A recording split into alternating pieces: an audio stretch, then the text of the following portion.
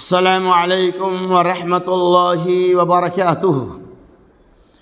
الحمد لله نحمده ونصلي على رسوله الكريم، أما بعد. عن أبي هريرة رضي الله عنه قال نهى رسول الله صلى الله عليه وسلم عن باع الحساة وعن باع الغرر، رواه مسلم۔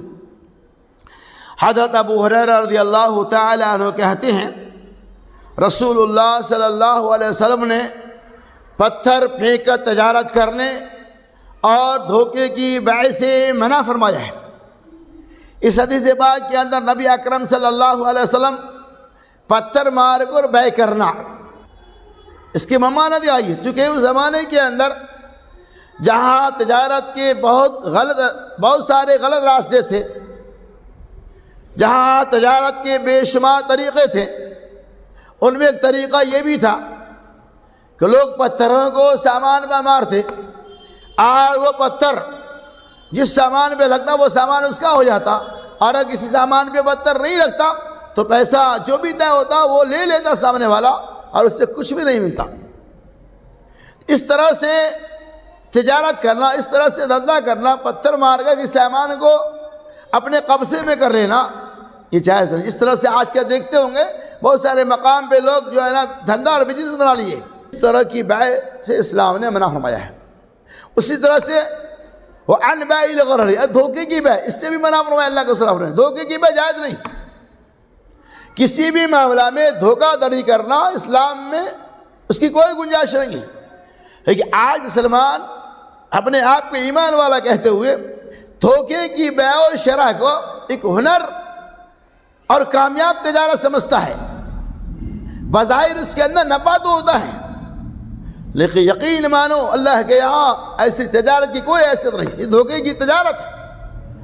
حضرت ابو ہریرہ رضی اللہ تعالیٰ عنہ کہتے ہیں رسول پاک صلی اللہ علیہ وسلم کا گزر ایک غلے کے ڈھیر کے پاس سے ہوا۔ آپ صلی اللہ علیہ وسلم نے دیکھا اس غلے کے ڈھیر میں آپ صلی اللہ علیہ وسلم نے اپنے انگلی کو داخل کیا اور آپ صلی اللہ علیہ وسلم کی انگلی مبارک تر ہو گئی، گیلی ہو گئی، بھیگ گئی۔ آپ نے وہی اس سے غلے کے مالک کدھر ہے؟ اس نے کہا یا رسول اللہ میں ہوں۔ تو آپ نے اس سے یہ فرمایا اے اس غلے کے مالک، اے اس طعام کے مالک، تم نے ایسا کیوں کیا؟ اس نے کیا جواب دیا کہ یا رسول اللہ صلی اللہ علیہ وسلم بارش کی وجہ سے ایسا ہوا۔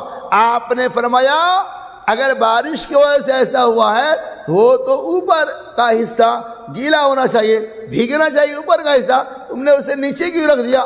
من غش فلیس منا، اسی موقع سے آپ نے فرمایا من غش فلیس منا، جس نے دھوکہ دیا وہ ہم میں سے نہیں۔ یہ دھوکے کی بیع۔